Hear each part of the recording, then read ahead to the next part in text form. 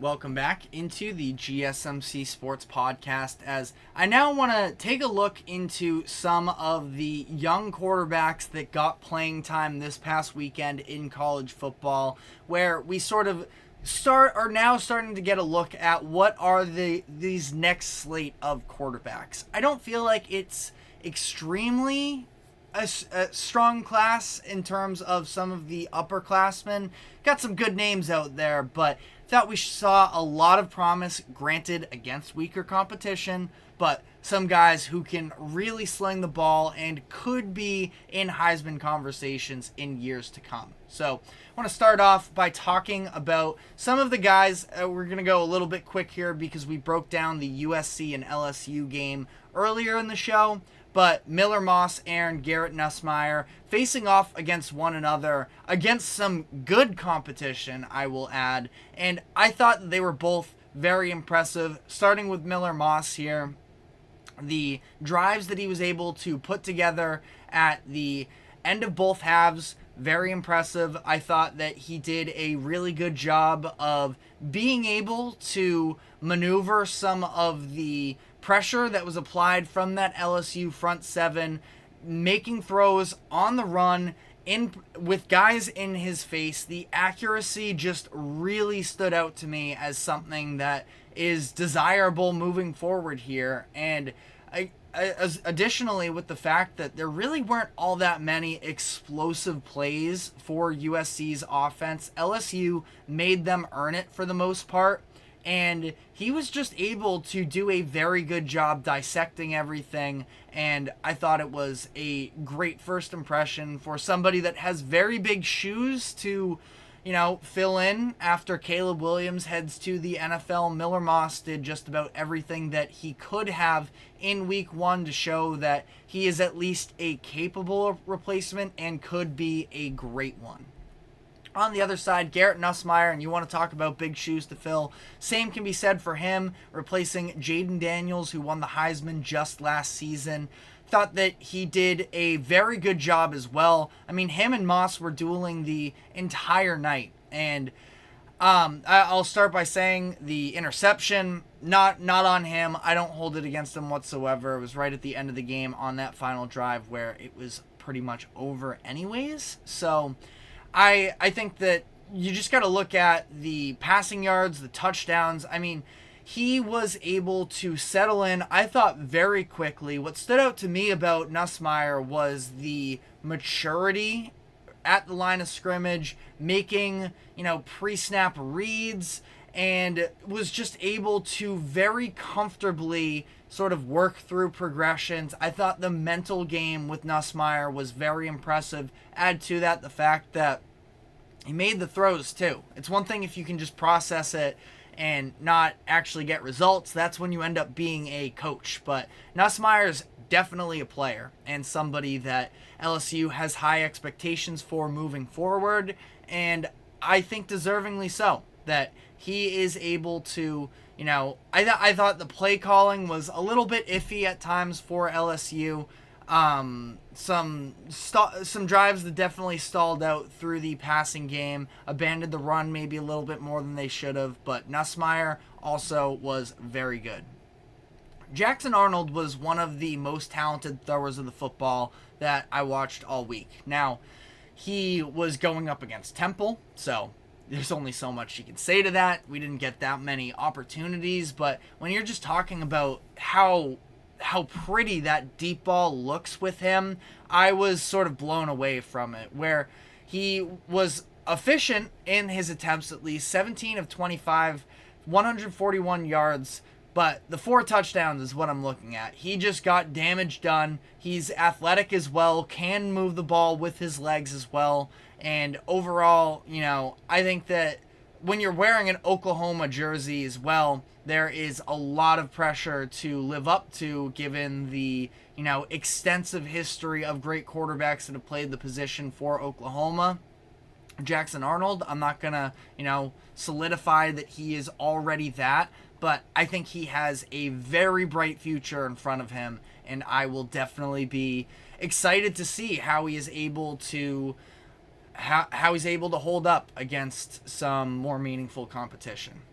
again, we're getting into the area where a lot of these guys weren't playing all that great of competition, but Nico Iamaleava as well, Tennessee freshman quarterback, came in and they gave him a good amount of runway as Tennessee ended up rolling over Chattanooga. But it seemed like to me that they were actually trying to let him still get some of these, working bumps out of the way, and they just kind of never came for Nico, who was just dicing up Chattanooga all the way through. 22 of 28, 314 yards and 3 touchdowns.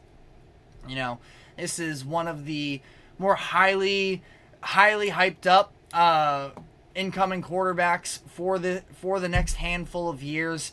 We'll be seeing him ideally for another 3 seasons, and again, another one with Nico where I just thought that the arm talent was so obvious jumping off the screen that he is somebody who, again, should continue to develop, and we're going to have to sort of wait to see what that outstanding quality about him is. But again, arm talent I think is absolutely there, and somebody that I'm definitely looking forward to seeing in years to come here. Dylan Raiola of Nebraska, maybe a little bit more under the radar given the fact that Nebraska is not a ranked team, that Nebraska, frankly, has been Nebraska these past handful of years, but I'm definitely bought into them in general just with the idea of Matt Rule. For college football fans, I'm sure they are very familiar with him. NFL fans and college football fans probably have very different ideas of who he is as a coach. He is a program builder. We saw that a couple times with Temple and with Baylor as he was coming up the coaching ranks.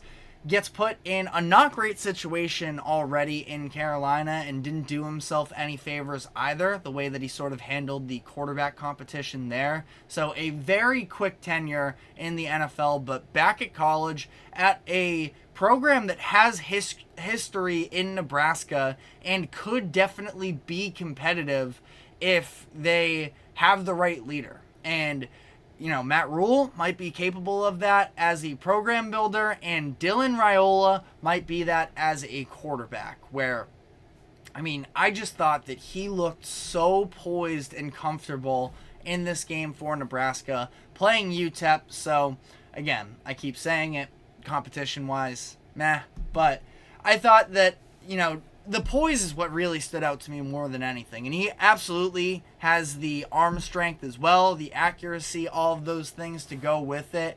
But he just looks like somebody who can lead a football team with his general approach. I like his size. I like how comfortably he sort of uses that to be able to stand in the pocket and make throws a little bit under pressure. That overall, Nebraska's a team that I'm definitely keeping an eye on this upcoming season, and Dylan Raiola definitely passed the eye test for me in this week 1 matchup. So we have one more graphic here for our video viewers, but before we do that, I did sort of leave out Connor Wegman out of this group as well. I do think that he technically would sort of fit into this category as well, and he's somebody who's going to be important and impactful to this current season. And for those of you who didn't check out our breakdown of Notre Dame and Texas A&M, Wegman was 12 of 30, 100 yards, 0 touchdowns, 2 interceptions. He really struggled in this game, and ultimately, all of it was just kind of messy as a whole. The accuracy wasn't there. I thought the footwork was really clunky when he was throwing under pressure. He sort of forced himself into being a little bit more off-platform, but this is somebody that ultimately, in Wegman, I don't know. He was a former number 1 recruit at the quarterback position, so what I said earlier is that if you already have stock in Wegman, I'm not telling you to sell it all. Based off of this game, he definitely didn't win anybody over with this performance, but if you're a believer in Wegman, I don't know if I've seen enough of his previous footage to really tell you whether or not I'm a long-term believer here. He is still technically a sophomore after missing the majority of last season. Somebody to keep an eye on, not feeling great about it at this moment, and we'll see whether or not the pressure continues to build for him for a Texas A&M program that just hired Mike Elko to be the head coach, and they are hoping for more results. Elko, obviously, defensive-minded coach, but they're going to need options there on the offensive side as well, and that's what most certainly not what they got on Saturday. But last quarterback I did want to dip into here a little bit, of course, just had to throw him in there, was Arch Manning. There's really not a ton to analyze with him here, where this was a blowout game against Colorado State. Obviously, Quinn Ewers started the game. Arch just got his shine because Texas was beating the doors off of Colorado State. But Arch, 5 of 6, 95 passing yards, 2 total touchdowns, 1 rushing, 1 passing. The playmaking skills from him, for whatever it's worth, the scramble out to his right, just about at the line of scrimmage, kicks it out to a player for a little shovel touchdown pass. I thought that was very impressive, and just the overall mobility with him was more than I was anticipating.